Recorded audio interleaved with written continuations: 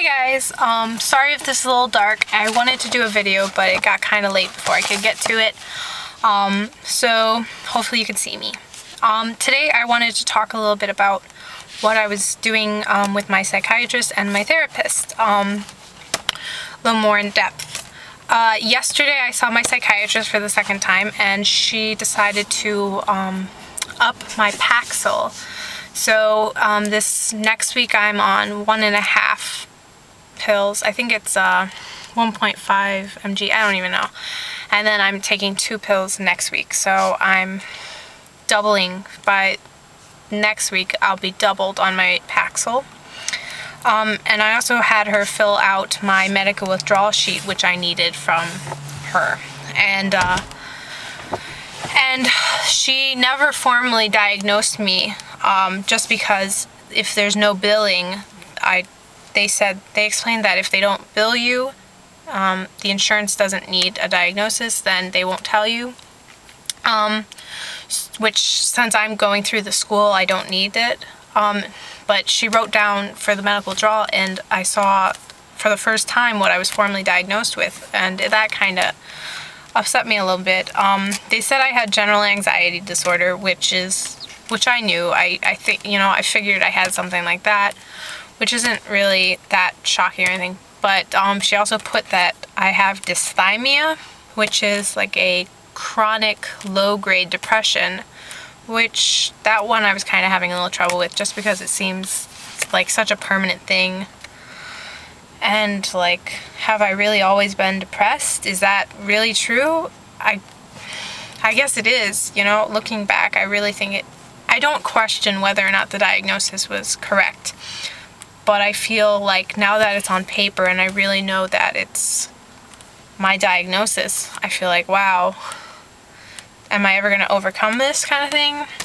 And I'm sure there's other things that she only had 2 slots that she had to write a diagnosis in, so I'm sure I have a slew of other things, but I don't know. So the dysthymia things got me feeling a little anxious. That's probably my general anxiety disorder making me feel anxious about it, but I don't know how I feel about the diagnosis, and I also don't know how I feel about the upping of the meds, but I think hopefully it'll help me. I'm just afraid with the dysthymia and taking medication, I feel like I'm going to have to be on it such a long time, and then there's the withdrawal from the Paxil, and so I've got a lot of feelings on that. But then today I saw my therapist again, and she's helping me. Today we focused more on making a schedule. That's something I really wanted to focus on. And so she gave me a worksheet on how to build a schedule.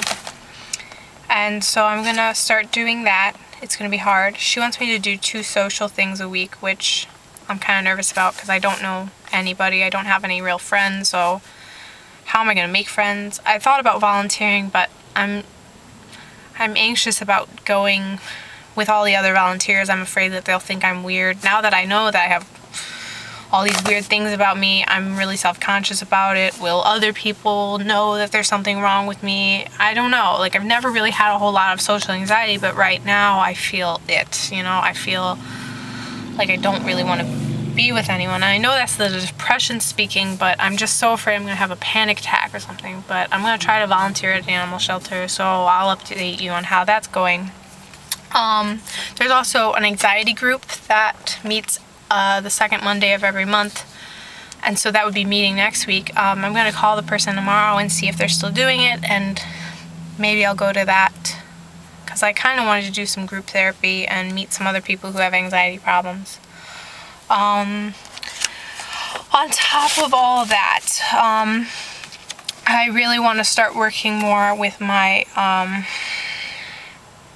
my relaxation training and my thought stopping and all that stuff for when I'm having like panicky moments.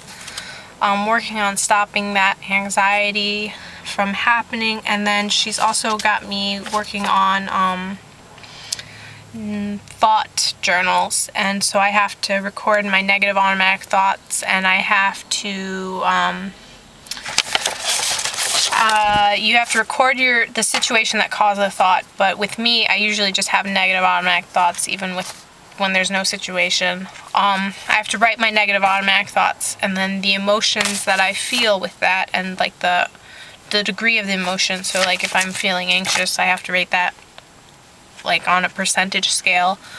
And then we're working on coming up with a rational response, and that means I have to identify my cognitive errors. And so that's like, am I overgeneralizing? Am I magnifying the situation? Other things.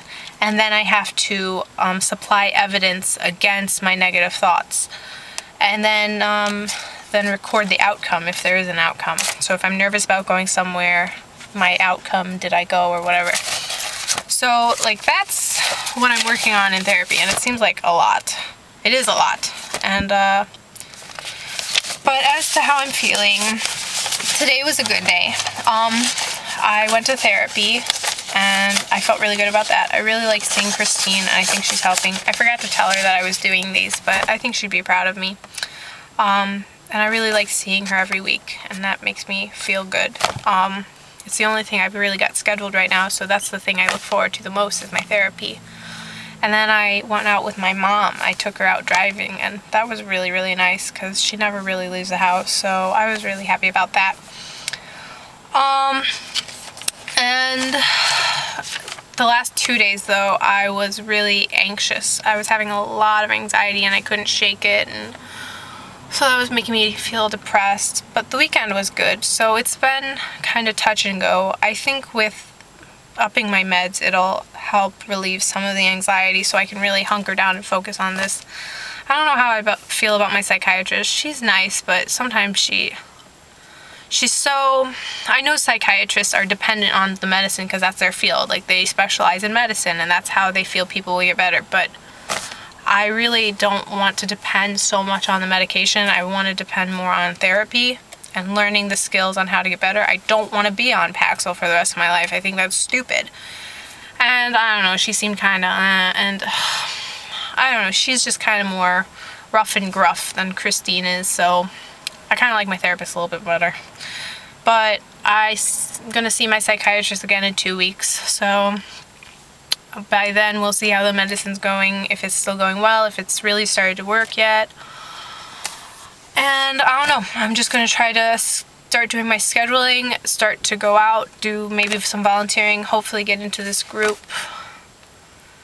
But I feel like I'm really not doing anything. Like, Christine told me today that I have to feel like doing the scheduling, find some hobbies, maybe do some volunteer, do something to get me out. But she said that I can't feel guilty, you know, about not going to school or not doing or going to work or because I feel like if I'm not working, I'm not going to school. If I'm not pushing myself 100%, then I'm not doing anything. And I mean, I just hate that. I feel like I've gone right back down to square one where I'm like, oh, get up, brush your teeth, do this. And it's just, I'm so frustrated with my situation. But I think therapy's helping me, and I'm excited. And she made me feel a lot better about the medical withdrawal, that I can keep seeing her maybe. I'd have to pay for it, but I could still see her if I can't go back to school next semester. But before I go, I wanted to thank everybody for all the really kind comments you're leaving me and the private messages you're sending me. They're all really, really wonderful.